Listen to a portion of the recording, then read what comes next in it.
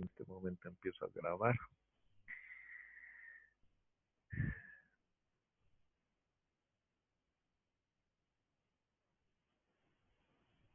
Muy bien. Espero que no haya ningún inconveniente. Bueno,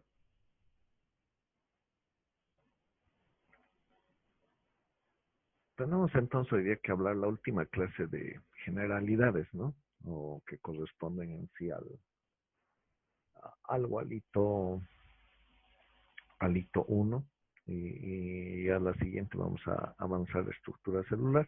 Ya habíamos adelantado la parte química. Esto nos faltaba un pequeño refuercito, ¿no? Que en la videoclase respectiva voy a tratar de poner más ejemplos gráficos. Hoy lo voy a hacer un poco de modo teórico porque también el tiempo un poquito se me ha limitado el día de hoy. Así que voy a procurar ser lo más didáctico posible. Sé que a veces cuando es mucha teoría siempre tiende a ser la clase un poco monótona, ¿no? Pero dentro de la medida de esas salvedades voy a tratar de por al menos explicar adecuadamente todo acerca de las técnicas histológicas y microscópicas. Sería genial, ¿no? Tener ejemplos acerca de todos estos tipos de técnicas para entender sobre todo los libros que vamos a usar. Bueno, ahí adelanto, ¿no? Que tengo que hacerles llegar. Va a ser difícil que les haga llegar todo el texto en conjunto, pero yo creo que por capítulo va a ser la mejor manera. A partir justamente de esta parte o de estas lecciones que ya tenemos que usar bibliografía respectiva al tema, vamos a usar oficialmente el Gardner de histología, porque es uno de los libros que conjunciona, ¿no? La parte histológica con la funcional, que es a veces lo que se pretende en los estudios modernos de histología, pero si bien va a ser el libro base, hay un montón más que se pueden usar, hay bastante material de histología. Yo les recomiendo que cualquiera que se les sugiera mediante la plataforma o mediante el grupo de WhatsApp los revisen porque hay bastantes publicaciones, al menos en calidad digital. Ahora hay bastante acceso a libros de histología. Quizás no de la anterior parte, ¿no? Que era sobre todo composición química celular. De eso hay muy poca bibliografía, pero a partir de acá de técnicas histológicas y todo lo que constituye el citoesqueleto y las partes celulares hay bastante más material, ¿no? Muy bien. Entonces, empezaremos. Algo creo que habíamos adelantado en una clase, pero creo que no estaba tan bien ordenado. Eh, Voy a repasar simplemente un breve concepto, ¿no? De lo que es histología y de lo que estudia. Histos en griego significa tejido y logos estudio, por lo tanto la ciencia que estudia los tejidos. Habíamos dicho que es una referencia mucho más terminológica a lo que significa la anatomía microscópica, ¿no? En realidad la histología estudia igual anatomía, pero por medios microscópicos, ¿no? Prácticamente es similar a la anatomía macroscópica, lo único que por cuestiones de, más que todo de complejidad científica, se ha preferido dividir ambas, ¿no? De hecho que la anatomía y la histología estudian prácticamente lo mismo, solo que una lo hace a nivel macroscópico sin necesidad de microscopio y otra con técnicas propias de la histología o más que todo a nivel molecular o celulares que va a hacer sus estudios la histología. Bueno, hay una aclaración, ¿no? Ninguna de estas ciencias, ni la anatomía ni la histología, estudian la enfermedad, pero sí, por cuestiones, digamos, de pedagogía contemporánea o más moderna, se está llegando a ver la necesidad de incluir ciertas, eh, ciertas menciones, comentarios o referencias a cuestiones patológicas para que se vaya entendiendo mejor, pero a veces se comprende que el estudiante quiere ya llevar cosas que va a aplicar en su profesión y no comprende del todo que esta es la base fundamental, ¿no? Entonces, si se dan cuenta también las primeras clases hemos hablado más de biología, de niveles de organización, todo, incluso la anterior clase más de química, pero es necesario todo este preámbulo para entrar a una ciencia tan compleja, pero también tan apasionante como es la historia.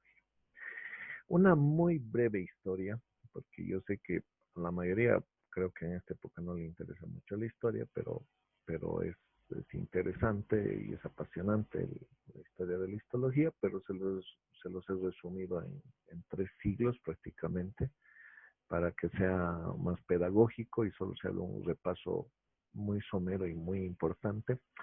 El desarrollo de la histología, como pueden observar, ha sido en los siglos XVII, XVIII y XIX, ¿no? Al 20, no incluido el 20, que era el pasado siglo, porque casi se ha continuado, se ha perfeccionado con las técnicas que se han creado en el siglo XIX, algunas que han aparecido sobre todo en la microscopía electrónica, es el más importante avance del siglo XX, ¿no? Pero yendo por el siglo XVII, a partir del desarrollo sobre todo de los lentes ópticos, Roberto Hooke y Marcelo Malpighi han sido los que han empezado a usar lentes de gran aumento, en combinación en realidad o utilizar los primeros microscopios o primeros microscopios primitivos. Roberto Hooke es el que ha dado el nombre de célula, de él se originó esta terminología, debido a que observaba las celdas de los monjes, ¿no? O sea, las habitaciones de los monjes en los monasterios, él lo comparó con eso, y se le llamaban en inglés cells, ¿no? O celdas, pero se ha llegado en castellano, digamos, a nombrar o modificar ese lenguaje y denominar célula en vez de celda, ¿no? Entonces, proviene más o menos de esa terminología de celda a célula, que era una referencia a las habitaciones de los monjes, no a las celdas, por ejemplo, de las cárceles, ¿no? Pero quizás es una comparación más moderna. Ahora, cuando hablamos de la palabra celda, pensamos las habitaciones de las cárceles, ¿no? No como antes, que eran las habitaciones de los clérigos que vivían en los monasterios. Malpighi es considerado el padre de la histología porque ha hecho muchos descubrimientos, ¿no? Como ha empezado a dar las referencias de lo que es un tejido, de cómo está organizado, es el que ha empezado a utilizar la terminología, por ejemplo, de epitelios, y por eso es que ha sido, se lo considera el padre de la histología, ¿no? Pero obviamente que en su época, con los límites tecnológicos que había, no ha podido abarcar grandemente. Ha empezado él a, digamos, a labrar o edificar la terminología histológica, pero obviamente solo la ha empezado, no la ha desarrollado en su totalidad por las limitaciones de su época. En el siglo XVIII es increíble que todo este siglo ha sido silencioso respecto a lo que habían hecho Roberto Hooke y Manfredo Malpighi, sobre todo porque la Iglesia Católica en ese entonces tenía una gran limitante, ¿no? Con los avances científicos, limitaba mucho el desarrollo científico por creerlo muy inconveniente para las creencias religiosas o para la fe religiosa de los fieles. Eh, Tal es así que en realidad no era un científico, no era un biólogo ni era ningún tipo de personaje que esté dedicado a la ciencia, en realidad era comerciante de telas, pero ha logrado desarrollar, usaba para sus telas, ¿no? Un, un lente muy particular para ver las fibras, sobre todo, y la calidad de la tela, pero es ahí de que sin quererlo encuentran lentes realmente potentes, ¿no? O sea, unas lupas, o sea, que solo tienen un solo lente, pero con un aumento terrible, ¿no? Y de hecho que creo que incluso se ha tratado de reproducir estos microscopios del Leeuwenhoek y no se los ha hecho con mucho éxito. Era bastante simple, solo tenía un solo lente y sin embargo ha sido el primero en identificar en varias cosas órganos unicelulares, ¿no? Como los espermatozoides en el semen, las aguas encharcadas. Entonces, ha sido uno de los que ha visto que también no solo existía eh, células o estructuras celulares en seres de los que se sacaba muestras, sino que estaban alrededor prácticamente en toda la naturaleza. El siglo XIX ya se usa o ya hay la implementación del micrótomo y de la técnica histológica, que es la que vamos a llevar en su mayoría en esta presentación. Y por lo tanto es que ya se empieza a, como tal, desarrollar una histología mucho más académica, ¿no? Mucho más con ya métodos propios, tanto pedagógicos como de estudio, que permiten que avance y desarrolle mucho más el conocimiento en esta área. Ya la teoría celular es edificada por Schleiden y Schwann, porque si bien en el siglo XVII y XVIII han logrado ver muchas cosas, pero no entendían en sí qué estaban viendo, ¿no? O cómo funcionaban estos seres unicelulares o estos tejidos. Pero a partir del siglo XIX sí ya se va tratando de dar una interpretación a esta funcionalidad, a esta utilidad.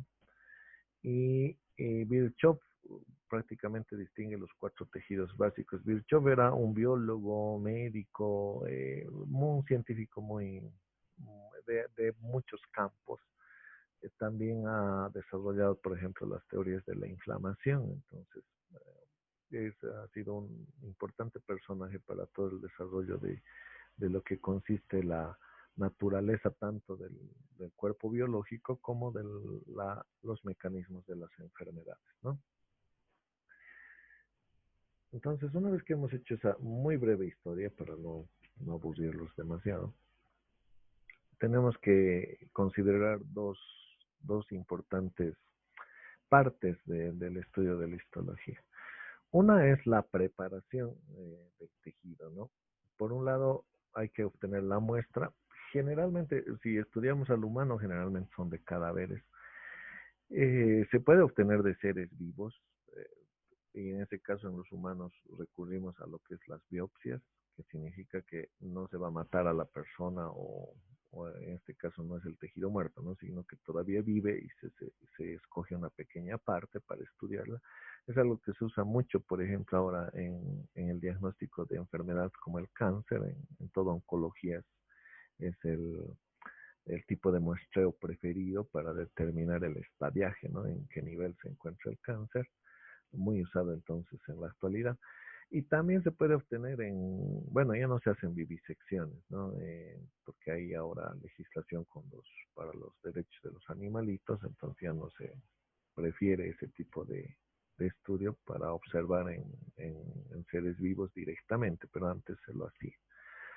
Eh, Luego tenemos, aparte de esta preparación del tejido, ¿qué ventajas tiene, no? Por un lado hay los preparados en células vivas y por otro los preparados en células muertas, ¿no? Las células vivas se puede ver los procesos fisiológicos en vivo. Después es de difícil manejo y poca duración, aparte que hay que sacrificar un animalito de cualquier tipo. Y tipos de tinción utilizada tienen que ser soluciones que funcionen en ese momento, ¿no? Tinciones que puedan ser directamente aplicadas y incluso pueden, un ejemplo, ¿no? Son las tinciones de sangre, que eso sí se puede hacer, ¿no? Es una práctica que se hace regularmente en el laboratorio de histología. Sacamos sangre, la teñimos en ese momento y se puede observar, ¿no? Pero la ventaja de las células muertas es que como ya están fijadas, podemos estudiarla durante el tiempo que queramos, podemos volverlo a ver la muestra. Entonces, si bien no podemos ver procesos fisiológicos en movimiento, nada en movimiento, pero podemos observar de manera muy profunda o estudiar de manera muy detenida, sobre todo la estructura, ¿no? ¿Qué es lo que le importa más a la histología? Por eso la histología estudia más placas histológicas y muy rara vez hacemos o vivisecciones o algún tipo de obtención de material, porque eso no es de mucha utilidad, ¿no? Si queremos estudiar en detalle las estructuras, es mejor hacerlo en ya preparaciones de tejido muerto, porque podemos observar más detalles y con todo el tiempo que queramos. También se requiere otro conocimiento, ¿no? El uso de microscopio, que espero que podamos hacerlo de modo práctico. Me parece que como van las cosas y y la situación de la pandemia en nuestro país y la apertura de las, bueno, lo que se va a efectuar las elecciones generales en este año, la tendencia es que creo que vamos a aperturar siempre, ¿no? O sea, que vamos a sobrevivir o convivir con el virus y vamos a tratar de desarrollar nuestras actividades normales. Entonces yo creo que sí, quizás, aunque no se ha dado ninguna orden oficial y están prohibidas totalmente las clases presenciales, pero espero que por lo menos para ciertos reconocimientos, ciertas prácticas nos permitan hacer algunas clases, sobre todo para el uso del microscopio, ¿no? La práctica ahí es irreemplazable, no hay de otra, identificar las partes, cómo usarlo, es más importante de manera presencial, ¿no? Técnicas histológicas son las diversas maneras de preparar los cortes o los tejidos, ¿no? O podríamos decir que son los pasos que se siguen en secuencia para que un determinado muestra de tejido se pueda observar en el microscopio. Pasos de la técnica histológica. Como son fácilmente, o los he resumido de una manera muy didáctica para que no se compliquen mucho, porque lo ideal es hacerlo lo más sencillo posible, ¿no? El primer paso es obviamente la obtención de muestra, y hemos visto, puede ser viva, puede ser muerta, generalmente trabajamos con muertas en histología. Fijación, que va a constar en que este tejido al morir, digamos, las células no pueden durar para siempre, así que se requiere una especie de momificación. Si lo lleváramos a o lo comparábamos con la conservación de cadáveres, esto equivale a una momificación, ¿no? Que realizábamos en otras culturas, por ejemplo, cuando se estudia arqueología o antropología, se ve que muchas culturas tenían la costumbre de conservar los cuerpos de sus muertos, y esto es lo equivalente, ¿no? Como va a morir la célula, entonces se prefiere una especie de momificación, que aquí le decimos fijación, porque lo que va a hacer es conservar la estructura, por eso que se mantenga fijo, digamos, ¿sabes? Por eso se llama fijación. El que va a consistir a su vez en tres pasos muy precisos, que son el lavado, que significa extraerle el líquido, eh, sobre todo algunas estructuras, enzimas, proteínas que pueden degradar el tejido, para eso se lava. Luego se lo deshidrata porque la humedad va a traer otros microorganismos, ¿no? Como hongos, bacterias que pueden destrozar el tejido, así que necesariamente hay que deshidratarlo. Y otra razón de la deshidratación es que la mayoría de los colorantes no funcionan tan bien cuando hay abundante agua, ¿no? Dentro del tejido, así que también por esa razón se los deshidrata. Y otro se los aclara. Eh, Ahora que estamos en la época digital puedo poner esa comparación, ¿no? Cuando tenemos una foto muy borrosa digamos que hemos tomado con un celular que no era de mucha resolución, a veces acudimos a un programa, ¿no? Como Photoshop o de otro tipo, más sencillo, para poder hacer nítido esa fotografía, ¿no? Cuando está fuera de foco al menos.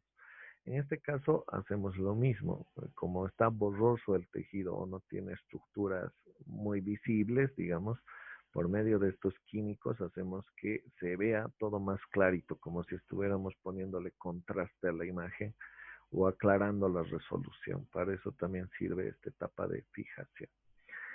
Finalmente, después de que se ha fijado, se lo incluye. O sea, una vez que este tejido ha sido entonces deshidratado, se le ha quitado sus enzimas, sus proteínas, y encima se le ha puesto una sustancia para que se note todo mejor, o sea, para que el contraste sea mejor, hay que incluirlo, generalmente en parafina. Puede haber otros tipos de inclusión, por ejemplo, solución epoxi. La solución epoxi, y de un modo para ejemplificarlo, es muy parecido, por ejemplo, a lo que usamos la poxilina, el poxipol, la gotita que usamos tanto ahora como pegamento industrial, o bueno, para colar muchos objetos que se hayan roto, o hacer muchas reparaciones, está hecho en base a solución epoxi, así que ya se imaginarán que es bastante duro. Ese tipo de inclusiones, por ejemplo, se hace para microscopía electrónica, pero la que más se usa o las placas que nosotros tenemos acceso son sobre todo las de parafina, que si ustedes recuerdan, las velas están hechas de parafina, así que es ese mismo tipo de material, esa especie de cera, esa es la parafina, que van a usar, como es sólida, es muy buena para que el tejido pueda ser cortado, es como ponerle una base para que pueda ser cortado. Entonces se hace que esta parafina a temperatura, digamos, porque tiene que derretirse para usarla, a una cierta temperatura, se mezcla con el tejido, se hace que incluso que penetre dentro de este tejido para realizar los cortes, que es precisamente es el cuarto paso, con una cuchilla muy especial que se llama el micrótomo, y esos cortes muy finos que son capaces permiten poner este tejido en el portaobjetos y cubrirlo, ¿no? Además de permitir, una vez que ya esté cortado, o se procede a la tinción, ¿no? Estas lonjitas, digamos, que van a quedar, se van a proceder a la tinción. Como vamos a verlo, se puede usar distintos colorantes según las estructuras que se quiera ver o el tipo de tejido que se desee estudiar. Y finalmente se hace un montaje, ¿no? Sobre el portaobjetos y el cubreobjetos para que dure para siempre. Generalmente esto es como una biblioteca, se mantiene varias muestras de tejido eh, acumuladas, digamos, en este caso en el laboratorio tenemos, por ejemplo, muestras histológicas que son para su estudio o para la observación, sobre todo de los estudiantes que están aprendiendo recién las estructuras histológicas. Muy bien, entonces decíamos, ¿no? Obtención de la muestra, creo que no hay mucha explicación más aparte de la que se les ha dado, pero simplemente repaso. Se, consiste en cortar, en hacer cortes de tejido. Puede ser que el animal esté o anestesiado o se lo haga después de la muerte. También en caso de enfermedades, habíamos dicho que se recurre a las biopsias con la finalidad de poder evaluar cuál es su estado de salud o a qué se debe su enfermedad del paciente, ¿no? Entonces hay una pequeña foto, un poco está mal la resolución, porque en que está agarrando en esta tapa, ¿no? En realidad es una caja de curación en la que se está cogiendo un pequeño tejido, probablemente será el de una cirugía, por eso el ambiente, y que también se manda estos cortes a patología, ¿no? De hecho que cuando se hace cualquier extracción de tejido, ¿no? En las cirugías, cirugía del apéndice, cirugía de la vesícula biliar, se manda todas estas muestras para verificar el diagnóstico o ver si hubiera posibles complicaciones, ¿no? Mucho peor si estamos ante la sospecha de un tumor o de un proceso maligno que no se pueda estadiar o diagnosticar por otro método, ¿no? En la fijación, habíamos dicho que el principal propósito es conservar el protoplasma con el menor grado de alteración posible, ¿no? Que toda su estructura se conserve para que se pueda visualizar. Evita la autólisis por enzimas liberadas por el propio tejido. Lo que decía, el citoplasma tiene mucha cantidad de enzimas que si se las deja, o sea, si la célula ya no está viviendo, generalmente se activan y empiezan a autodigerir la célula, o sea, a autoeliminarse. Es como un sistema de autodestrucción, si se quisiera ponerlo de algún modo ejemplificar. Y por eso es que es necesario, sobre todo, conservarlo, y para eso es este proceso de fijación. Tiene procesos celulares dinámicos, conserva intacta la estructura lo más que se pueda, aumenta la afinidad por determinados colorantes, ¿no? También esto sirve para que si se está preparando, por ejemplo, unas neuronas para tinciones neuronales, como la Ramón y Cajal, son una de las más antiguas, entonces se necesita cierto tipo de sustancias que no se utilizan para la tinción universal, ¿no? Que es hematoxilina y eosina, la más usada, por ejemplo. Y le confiere cierta rigidez también al tejido, aunque obviamente que con la inclusión es mucho mejor este proceso para tal fin. ¿Qué fijadores se van a usar? Uno de los más conocidos es el formol, ¿no? que le llamamos, bueno, en realidad no usamos el formol como tal, sino más bien la formalina, que es un derivado, formaldehído. Pero es muy similar al formol, de hecho que si tuviéramos ambas sustancias no podemos distinguirlas mucho, hasta tienen el mismo aroma, solo que químicamente se distinguen en su composición molecular. Y la formalina, así como los cadáveres, por ejemplo, que se estudian en anatomía macroscópica, se van a sumergir o se les va a inyectar formol para que se conserven. De la misma manera se utiliza para conservar tejidos microscópicamente. Entonces estamos haciendo prácticamente el mismo proceso que hacemos para observar cadáveres macroscópicamente. El alcohol también es un buen fijador. De hecho, que algunos prefieren el alcohol en el sentido de que conserva muestras durante mucho tiempo y casi no altera mucho las características fisiológicas. De hecho, que se dice, ¿no? Que si una muestra se conserva en alcohol, hasta incluso puede que se conserve la estructura del DNA. Y eso es muy ventajoso para, por ejemplo, objetivos de clonación o de conservación de ciertas especies que se quisiera clonar, es muy útil. Me sale el anuncio de que nos falta 10 minutitos, pero como siempre les voy a volver a enviar el enlace. Eh, Apenas terminen, ¿no? Unos 5 a 10 minutos de descanso tenemos y volvemos. También nos sirve para reposar un poquito y no estar totalmente todo el tiempo al lado de la pantalla, ¿no? Decía, ¿no? El alcohol entonces es un buen también fijador. Bicluro de mercurio, bicromato de potasio son otros que se usan. No los vamos a ver mucho en los textos de histología, más se usa con fines investigativos. Sí, el ácido pícrico, el acético y el ósmico, hay algunos libros que tienen fotografías con este tipo de técnica, y el glutaraldehído, ¿no? Pero el glutaraldehído, y faltaba aquí la sustancia epoxi, bueno, el glutaraldehído, pero es el inicio, se usa mucho para microscopía electrónica, ¿no? En microscopía electrónica las muestras son sumamente duras, parecen muestras realmente de cristal y además tienen placas de metal para que reboten los electrones. A ver si hablamos un poquito de eso en la respectiva parte, ¿no? El líquido de Bowen, ¿no? Luego tenemos, es una preparación muy especial, son combinaciones, que es ácido pícrico más ácido acético y formalina. Sirve sobre todo para observar sobre mucho tejido conectivo, y por lo tanto es un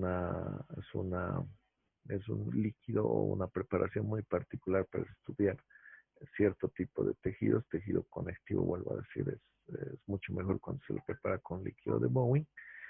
Y también líquido de Zenker, ¿no? Es una mezcla, ¿no? De ácido pícrico, bicloruro de mercurio, bicromato de potasio. No es mi finalidad, ¿no? Preguntarles en los exámenes o en las, o en las pruebas o en las evaluaciones de qué tan detallado están conformados el líquido de Bowen o el líquido de Zenker. Son más pescadas, pero quizás con la finalidad de que aprendan un poco más o que amplíen tanto su criterio científico como su cultura científica. Entonces yo creo que es necesario que voy a incluir algún material para que sepan algunos más detalles de estas soluciones, ¿no? Muy bien, lavado, deshidratación y aclaración, ¿no? Hay que lavar el tejido previamente, luego se pasa eh, a soluciones crecientes de alcohol etílico hasta llegar a una concentración máxima. O sea que vamos, por poner un ejemplo, ¿no? Desde el 10%, 20%, 30%, de modo que se le vaya sacando todo el agua. El hecho de ponerle alcohol etílico es deshidratarlo.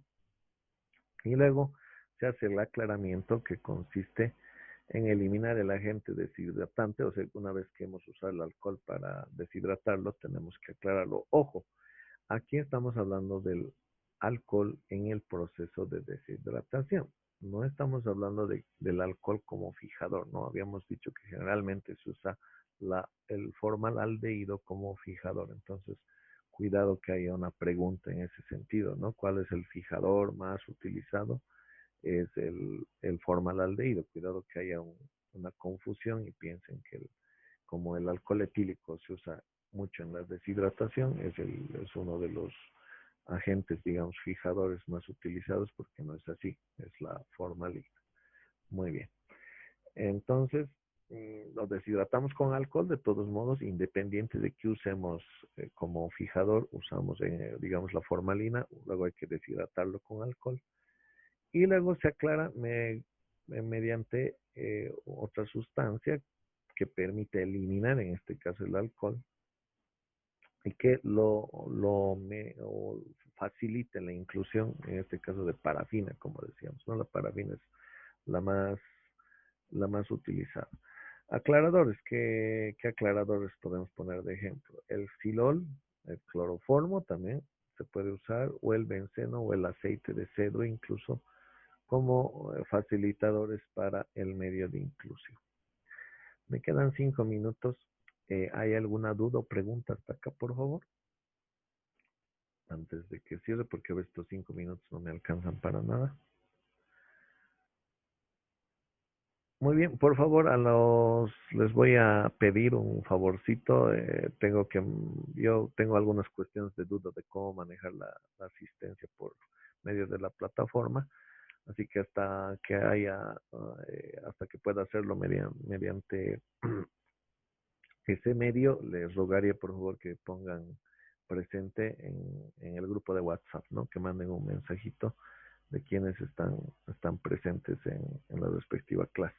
De todos modos, al final de toda la reunión voy a tratar de tomarla nuevamente por medio de la reunión de Zoom. Muy bien, no hay ninguna pregunta, ¿no? Hasta acá. Entonces, cortamos brevemente la reunión y dentro de unos 5 a 10 minutitos comenzamos. Estén atentos, por favor, al grupo.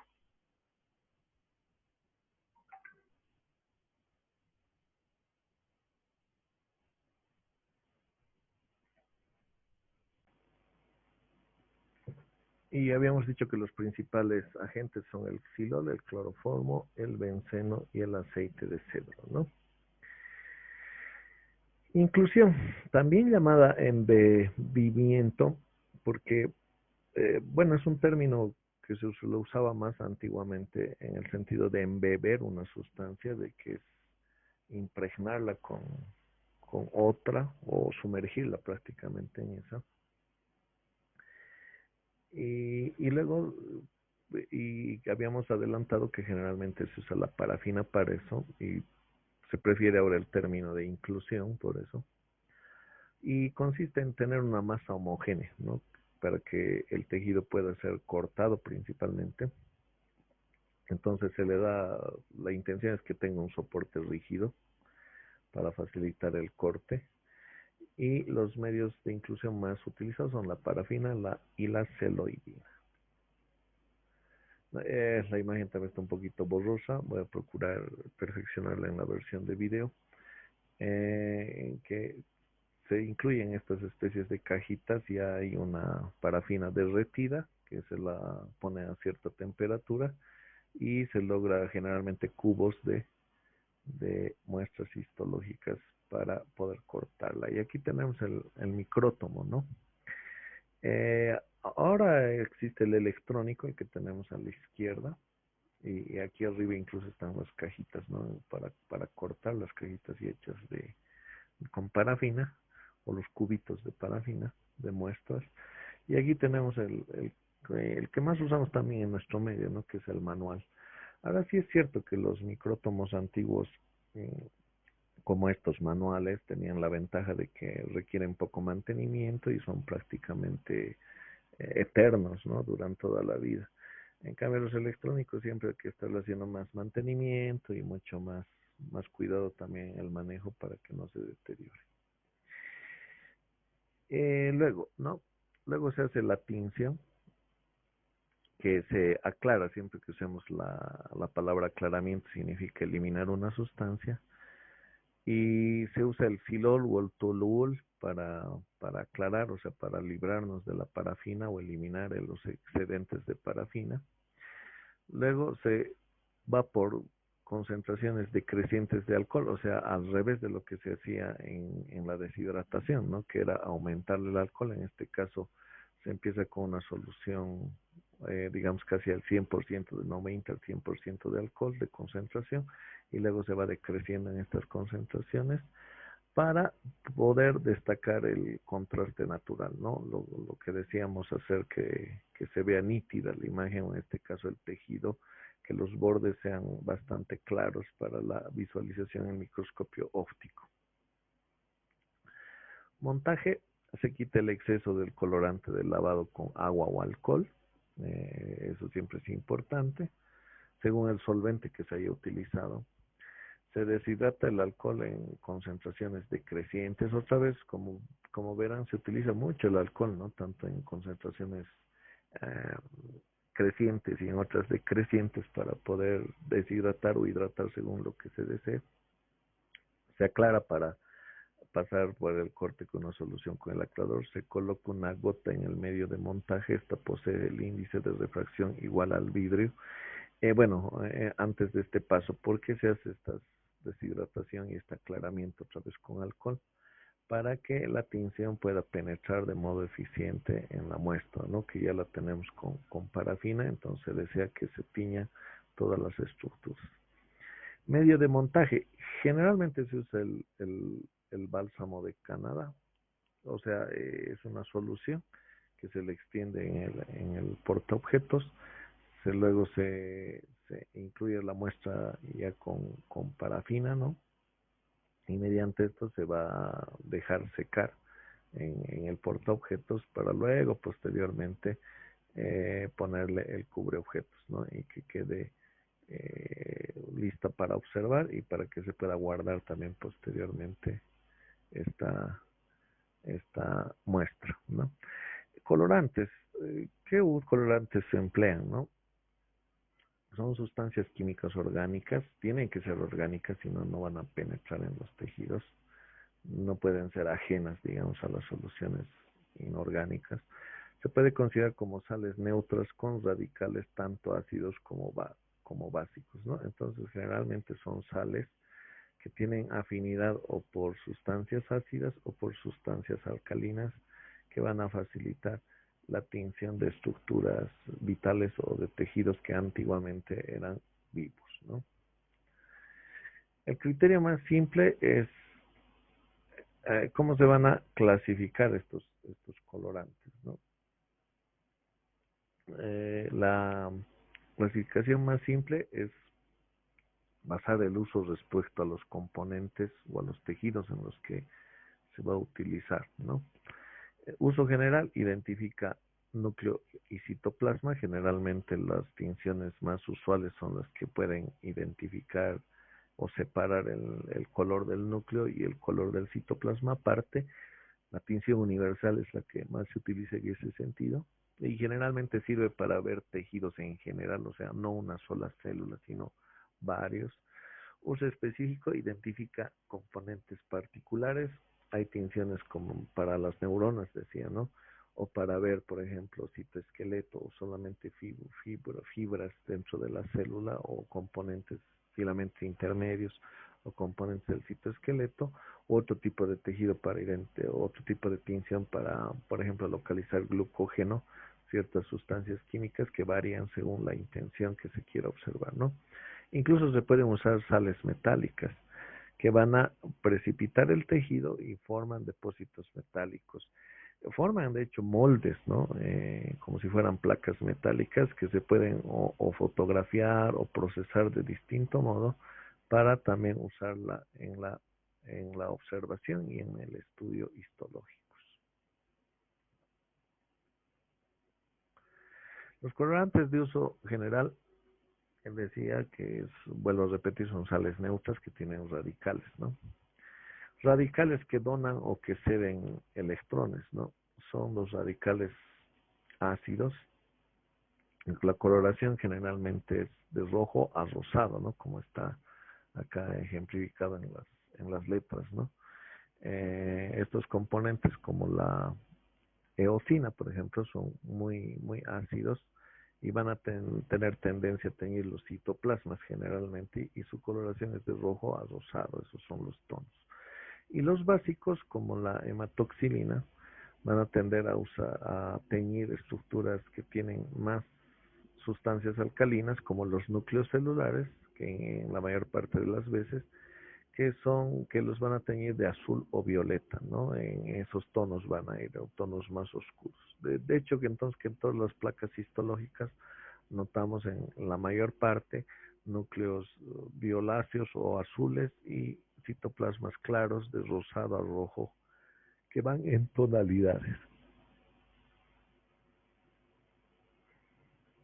Muy bien, de modo que el resultado es este, ¿no? De las tinciones universal o hematoxilina o eosina, en la que podemos observar claramente los núcleos están teñidos más de azul y los citoplasmas son un poco más rosados. En este caso tenemos un epitelio al centro, parece que es un epitelio glandular. Incluso podemos observar otro tipo de célula, ¿no? Que está acá en la lámina basal, que tiene un núcleo alargado, que también es oscuro, se ve bien la forma. Y su citoplasma aquí es un poco ¿no? Ya más rosado e intenso, ¿no? Quizás un poco un tono rojo. Y aquí tenemos otro tejido con células que no tienen límites tan definidos, pero sí sus núcleos se notan perfectamente, ¿no? No se nota muy bien sus citoplasmas ni sus membranas, pero sí notamos los núcleos nítidamente. Aquí al otro lado podemos notar un núcleo prominente, que seguramente es una célula basal o de otro tipo de tejido. Incluso vemos un detalle, ¿no? Podemos observar su nucleolo como si fuera un ojo. Entonces, una muy buena preparación en citistología. Por ejemplo, en este caso, como dice la referencia, ¿no? Es típico son células de un tejido de un mono y como pueden verse, ¿no? Las diferencias entre hematoxilina y eosina que se tiñen con rosado y azul respectivamente citoplasma y núcleo. ¿Hay alguna pregunta a este respecto? Esta es la tinción que más van a usar en los libros y que está generalizado en casi la mayoría de los estudios, ¿no? Entonces, los ácidos, uh, uno de los más usados son la eosina, vuelvo a decir. El ácido pícrico también puede usarse, el ácido azoico, cromotropo. Sobre todo el ácido azoico se utiliza mucho para los núcleos, para teñir la cromatina, por eso se les dice cromotropo. Ácidos diazoicos, ¿no? Azul de trípano, rojo de trípano. Son muy pocos usados y se lo usa en tinciones muy particulares. Colorantes básicos como la hematoxilina, que es la más utilizada. La hematoxilina férrica le da un tono oscuro, casi negro para ciertos estudios, sobre todo de núcleos. Y colorantes de anilina, ¿no? Azul de toluidina, azul A, azul de metileno, brillante de cresilo, rojo neutro, verde de llanos. El verde de llanos, bueno, sobre todo el azul de metileno es muy útil para tejido, por ejemplo, cartílago, se ve muy bien la matriz cartilaginosa con este tipo de tejido. Y el azul brillante de cresilo en otras preparaciones, ¿no? Sobre todo en tejido conectivo. Entonces, cada uno tiene sus usos para distintos tipos. Alguna vez sí mencionamos algún tejido que esté preparado un, con un determinado tipo de tinción, vamos a mencionarlo. Los colorantes de uso específico, ¿no? Se distinguen componentes de la matriz extracelular, orceína, resorcina, van a ser las que por favor, esta parte van a tomar nota, ya les he pasado al grupo también la presentación en PDF. Esto sí va a entrar en el examen, bueno, o en las evaluaciones, porque no vamos a tomar exámenes en sí, pero en otro momento les voy a explicar cómo va a ser las evaluaciones una vez que esté ya subido el material a la plataforma. Orceína o resorcina van a servir, por ejemplo, para teñir fibras elásticas, ¿no? Tricrómico de Mason, que lo hay en algunos textos, de hecho, que vamos a usar algunas imágenes en este tipo de tinción. Fibras colágenas de verde, las fibras de colágeno, entonces sirve mucho el tricrómico de Mason. El tricrómico de Mallory, ¿no? Para fibras colágenas de rosa intenso. Y el tricrómico de Mallory-Assan es mucho más complejo, también para fibras colágenas nos permite. Entonces, mientras más tinciones se tengan, uno tiene más facilidad de poder comprender de un tejido, ¿no? Estudiarlo de diversas maneras.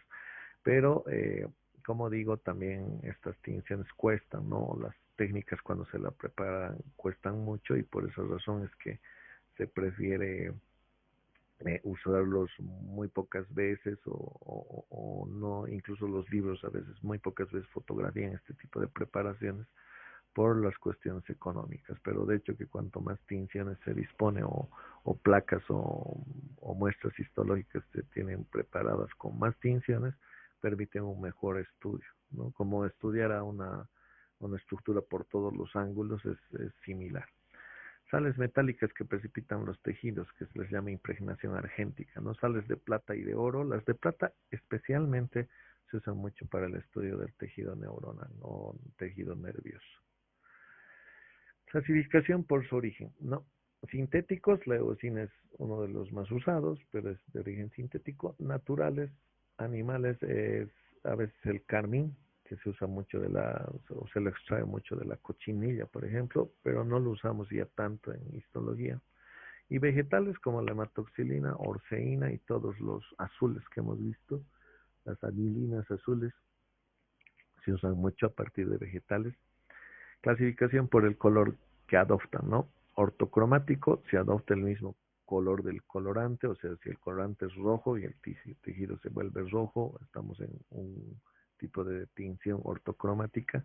Y metacromático adquiere un color muy distinto al que se ha utilizado. Métodos de coloración.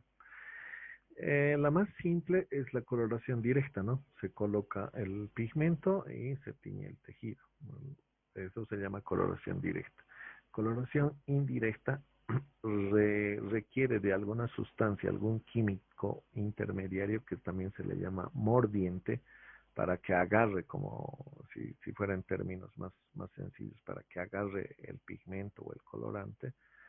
En este caso se llama mordiente, ¿no? Entonces la coloración indirecta cuando necesita un mordiente. Y coloración progresiva que se va concentrándolo poco a poco hasta que llegue a su punto óptimo. Este es uno de los más, quizás logra placas histológicas muy bonitas en cuestión de estética, pero es difícil el procedimiento, ¿no? De teñirlo a distintas concentraciones para que lograr una buena tinción. Coloración regresiva, que primero se usa una sobrecoloración y luego se lo va lavando más bien, ¿no? Para que se note la tinción o se elimine el exceso de tinción que se ha utilizado. Esto es muy común, por ejemplo, para las muestras de esputo en tuberculosis, ¿no? Este tipo de coloración regresiva se hace para esos estudios. Coloración simple, se coloran solamente algunos elementos del preparado, ¿no? Núcleo, fibras elásticas. Esto es sobre todo en las muestras en vivo, se hace, o con muestras que se extraen en ese momento, se hace coloración simples, ¿no? O sea, solo se va a teñir algunos elementos y no todas las estructuras del tejido.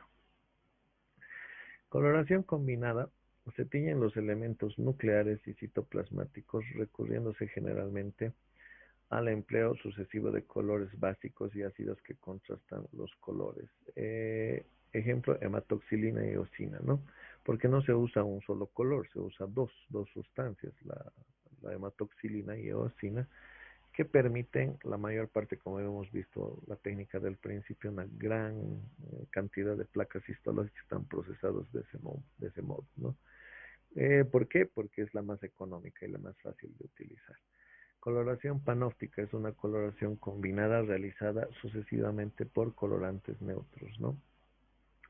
Mai, Groundland, Gemsa. La Gemsa sobre todo es muy utilizada en sangre, ¿no? Esta panóptica se lo utiliza, por ejemplo, en tejidos así, en linfa, en sangre, en tejidos que son generalmente líquidos, porque es muy difícil hacerlo con otro tipo de tinciones. Entonces se les dice, de hecho, tinciones sanguíneas, la más conocida es la de Gemsa. Coloración pancrómica, es un solo baño de contraste, actúan todos los colorantes neutros que se necesitan. Es una de las más raras, ¿no? No hay muchas técnicas que se utilicen para esto.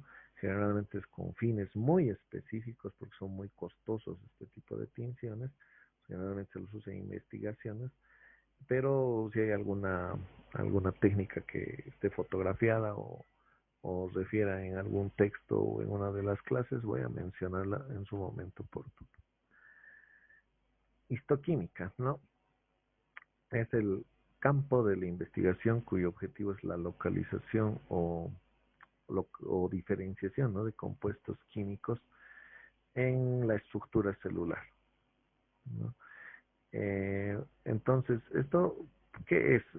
En palabras más sencillas, es teñir las partes químicas o las sustancias químicas de la célula con una determinada tinción, de modo que nos diga, esto es proteína, esto es lípido, esto es carbohidrato, ¿no? Como lo habíamos avanzado en la, en la, en la lección anterior de componentes químicos de la célula, ¿no? Entonces, por ejemplo, para iones hierro nos puede servir el azul de Prusia, sirve mucho para eso. Por ejemplo, para estudiar las inclusiones férricas en las células hepáticas. Es más difícil en el glóbulo rojo, pero sí se lo puede hacer también con esta tinción. ADN, reacción de Fulgen, es muy utilizado para ver sobre todo núcleos y sobre todo material de cromatina. Proteoglucanos, reacción del ácido periódico de Schiff, o que se le llama en un acrónimo se lo resume como coloración PAS. Eh, entonces, eh, en algunos libros, por favor, cuando vean esta tinción PAS, ya saben a lo que se refiere. Que está tiñendo principalmente proteoglucanos, y esto sirve mucho para diferenciar membranas celulares, por ejemplo, ¿no? Las membranas celulares son utilizadas mucho con este método. Lípidos, Sudan 3, 4 y B negro, ¿no? Este Sudán, hay muy pocas fotografías, incluso de hecho en los libros que hay, pero las hay. Tiene una coloración entre naranja y amarillo y sirve mucho para los lípidos, ¿no? Para grasas, para tejidos grasos. Es muy utilizado y nos permite el estudio de este tipo de tejidos. Enzimas in vivo, o sea que pueden actuar enzimáticamente sobre una sustancia, marcándola o arrastrándola, o digamos fijando el colorante. Sustrato y enzima, producto coloreado. Se lo usa mucho esta tinción enzimática, sobre todo para diagnóstico, para diferenciar estructuras de enfermedades o de modificaciones celulares que haya causado la enfermedad. Y el glucógeno, ¿no? Con el carmín de Best, que no se lo usa ya tanto, es más económico usar también la tinción de PAS, que se utiliza para membranas celulares. Métodos mucho más modernos, ¿no? La inmunocitoquímica. Se utiliza anticuerpos, reacciones antígeno-anticuerpos, se las puede marcar con sustancias fluorescentes, son tejidos mucho más complejos. Ahí se necesita un microscopio especial también para este tipo de visualizaciones. Histoquímica con lectínicos, de lectinas, mejor dicho, para observación de hidratos de carbono, es muy útil. Radioautografía, sustitución de la molécula determinada por su isótopo radioactivo, se lo usa mucho en medicina nuclear. La medicina nuclear no solo trata cánceres, sino también hace diagnósticos finos mediante la utilización de isótopos radioactivos, y entonces es muy útil para ese campo. Hibridación in situ para ácidos nucleicos, ¿no? Se marcan con isótopos radioactivos cadenas del código genético de la cromatina para poder estudiarlos en su conjunto. Como verán, son técnicas bastante avanzadas y no se las usa mucho digamos, en nuestro laboratorio que tiene fines académicos de histología. Son técnicas muy caras, son sumamente caras, solamente se las reserva para el diagnóstico o para la investigación científica. Artefactos, ¿no? Los artefactos son los errores que puede haber en preparar una muestra histológica, ya sea por la manipulación, por la mala técnica, por haber no puesto en buena concentración las soluciones, por no haber seguido los pasos adecuados, por la falta de experiencia, ¿no? Que si un citohistólogo, digamos, o un técnico citohistólogo es los que hacen este tipo de trabajos, tienen que tener mucho cuidado estos técnicos.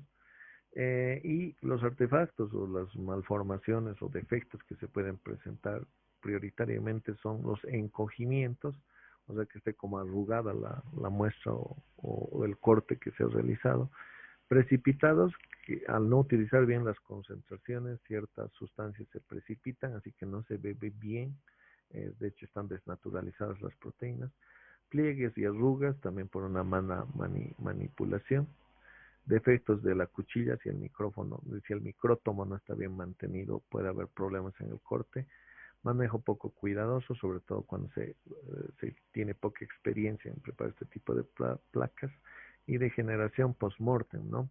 La degeneración post-mortem altera muchas estructuras celulares si se le permite actuar de modo muy directo o muy rápido, ¿no? Microscopio. Es un instrumento importante, ¿no? De hecho, que su desarrollo ha significado el crecimiento o la fundación prácticamente de la histología como ciencia, también de la microbiología. Su utilidad depende de la capacidad que tenga de ver objetos muy pequeños, ¿no? Esto se le llama poder de resolución. Y un modo más técnico de decirlo es que es la capacidad del microscopio de separar dos puntos que están muy unidos, ¿no? Entre vea mejor estos detalles o esta distancia entre estos dos puntos, se le dice que tiene más poder de resolución.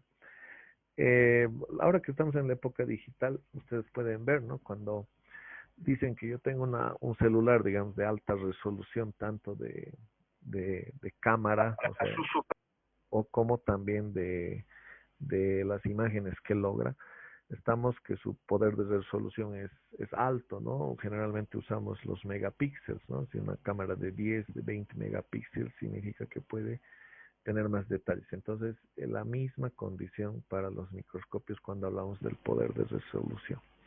En cambio, el poder de aumento es aquel en la que puede ver las más pequeñas imágenes, ¿no? Los más pequeños detalles de un tejido va a depender del poder de aumento que tenga un microscopio. Generalmente el microscopio óptico tiene un límite porque el mismo ojo humano tiene también un límite de visión. Entonces, la microscopía electrónica ha cambiado eso, ¿no? El microscopio electrónico saca imágenes que luego las imprime en placas metálicas y eso se observa de otro modo, ¿no? Ahora se utiliza mucho la computadora como auxiliar para interpretar las imágenes y nos muestra una estructuras más pequeñas, pero ya elaboradas esas imágenes de otra manera, ¿no?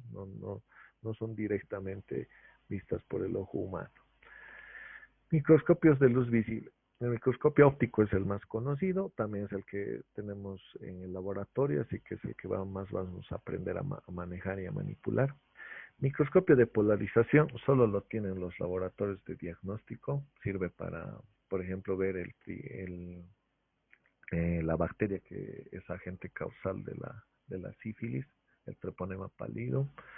Microscopio de contraste de fases sirve para ver también ciertos tipos de bacterias, sobre todo los clostridiums, ¿no? que son bacterias muy fregadas en el sentido que pueden ocasionar infecciones muy difíciles de combatir. Microscopios de interferencia, microscopios de campo oscuro también son necesarios, sobre todo para el área de diagnóstico, no tanto para el estudio de la histología, pero ya desde estos cursos es importante que ustedes sepan qué tipos de microscopía. De hecho, que si alguien de ustedes se dedica al campo clínico, entonces va a usar, o en determinado momento en el laboratorio clínico, va a usar más de un tipo de microscopio, ¿no? Microscopios de luz invisible, ¿no? Los microscopios electrónicos, existen dos, uno se le llama el de transmisión y otro el de barrido. En las prácticas o en la respectiva parte de la plataforma, que espero que ya esté hasta el viernes, tengo que construir bastantes documentos, subir bastante material ahí. Y vamos a diferenciar, ¿no? Imágenes logradas con microscopios de transmisión y microscopios de barrido. Microscopio de luz ultravioleta son uno de los más finos y de hecho que logra imágenes mucho más precisas y de estructuras mucho más pequeñas que el microscopio electrónico, pero es sumamente costoso. De hecho que hay muy pocos países que lo tienen en el mundo y que solamente con fines investigativos se los usa. Pero aunque no crean, no se los usa tanto en el campo de, de la histología, se los usa más en los estudios de química, de física sobre todo, e incluso algunas empresas mineras tienen más este microscopio para saber la calidad del mineral que están explotando, ¿no? Entonces tiene otros fines. Microscopía óptica de luz es el más utilizado.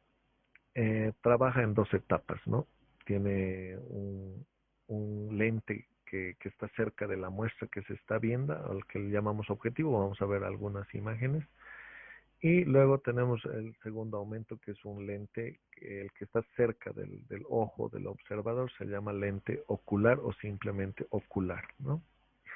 El haz de luz de la fuente se concentra en un punto, eh, digamos que de la lámpara, generalmente usamos los microscopios que tenemos en el laboratorio, tienen lámparas eléctricas como fuente de luz. Antes se usaban los espejos en otros microscopios. Con el, se concentra en un punto con el condensador, tienen un juego de lentes ahí para que se fijen en la muestra y atraviesan la muestra, ¿no? Hasta llevar la luz al objetivo. Vamos a verlos en las imágenes con mayor detalle, voy a repasar esa parte. Generalmente son cuatro objetivos los que usan la mayoría de los microscopios ópticos. Un aumento que se le dice por 10, o sea, siempre se pone en esos números. Otro, el mediano aumento, que es por 25. Esto sí, por favor, van a tomar nota o van a repasarlo, porque en el momento, si es que avanzamos prácticas, voy a preguntarles directamente cuando les muestre los microscopios. Gran aumento es el de 40 y el de inmersión en aceite es el de 100. ¿Por qué se le llama de inmersión en aceite? Cuando se utiliza este máximo aumento, que es lo máximo que puede llegar a un microscopio óptico, se necesita un aceite para evitar la difracción de la luz, ¿no? A veces cuando uno tiene que hacer aumentos realmente muy grandes, la única forma es hacerlo, necesita eliminar, digamos, ese espacio de aire porque el aire no va a permitir visualizar muy bien y y para evitar esa difracción o fenómenos de la luz, el aceite nos permite pegar el lente al cubreobjetos, ¿no? Prácticamente se pega a la placa y de ese modo es la única forma de ver con este tipo de lente, ¿no? Con el máximo aumento del microscopio óptico. Muy bien, se multiplica el aumento que brinda el lente por 10, ¿no? Así tenemos 100 aumentos, 200 aumentos generalmente. Entonces, el de pequeño aumento es de 100 por 10, unas 100 veces. El mediano aumento es de 25, ¿no? Por 10 es 250 veces. El de gran aumento es de 40 por 10, 400 veces. Eh, y de la inmersión en aceite es de 100 por 10, o sea, unas 1000 veces aproximadamente de aumento, ¿no? Entonces, una pequeña tablita que nos permite ver cómo se interpretan los aumentos de cada objetivo del microscopio. Muy bien, me quedan menos de 4 minutos, pero a ver hasta dónde termine y luego la siguiente parte hacemos netamente práctica. O sea, voy a mostrar imágenes sobre todo de microscopía y de tinciones para que puedan observarlo de manera objetiva y con eso cerramos la clase, ¿no? Pero voy a enviarles una invitación más como siempre al grupo de WhatsApp. Entonces tenemos aquí la básica construcción o los elementos más básicos que tiene un microscopio óptico, que vamos a ver primeramente el pie, base o pie se le llama también, en donde generalmente en la mayoría de los microscopios actuales está la fuente de luz o la lámpara, que es, que es eléctrica, de fuente eléctrica, y por lo tanto ahí tiene su cable eléctrico. Es los que más se usan en el laboratorio. Luego tenemos una especie de columna o asa, se le dice también, porque por aquí generalmente se le agarra al microscopio. En este caso, además del asa, hay una base, ¿no? En la que se encuentra toda la parte en la que va a estar fijada la platina. La platina es donde se pone la muestra, ¿no? Generalmente la placa histológica. Y en este caso esta platina junto con esta base y con el asa también tienen todo el equipo de óptica como el control del tornillo macrométrico, micrométrico, que también lo voy a seguir explicando en las siguientes imágenes para ir entendiendo. Y aquí tenemos también unos tornillos, ¿no? Que nos permiten manejar la platina en distintas direcciones, ¿no? Para, sobre todo, explorar la muestra de arriba hacia abajo, ¿no? Más arriba están los elementos ópticos propiamente dicho, o microscopio propiamente dicho, ¿no? Porque hasta aquí son solo elementos que sirven para fijar la muestra, para alejarla o aproximarla a los objetivos o a los lentes objetivos y para iluminar la muestra, ¿no? Pero en realidad esta parte de arriba es el microscopio propiamente dicho, que tiene un tubo y un ocular, ¿no? Habíamos dicho que el lente ocular es el que está próximo al ojo y los lentes objetivos son los que están próximos al objeto. Entonces es fácil correlacionar la terminología, ¿no? El que está cerca del objeto de observación se llama objetivo, el que está cerca del ojo se llama ocular, ¿no? Lente ocular, lente objetivo o simplemente objetivo. Y podemos ver que en este caso no hay uno solo, sino hay otros objetivos que están ensamblados o están fijados acá. Y por eso que este tipo de microscopio que tiene todos los objetivos ahí para cambiar se le llama revólver, ¿no? Como los revólveres de un arma clásica de este tipo de pistola o de arma manual que intercambia, ¿no? Que tiene igual un revólver rotativo para volver a cargar una bala o un proyectil para poder disparar. Muy bien, hasta acá hay alguna duda o pregunta. Vamos a volver a dentro de 5 minutitos, yo creo que ya la última parte, mostrar fotografías e imágenes de todo lo que hemos hablado. ¿Hay alguna duda o pregunta? Muy bien, entonces dejamos de compartir. Dentro de 5 minutitos continuamos, por favor.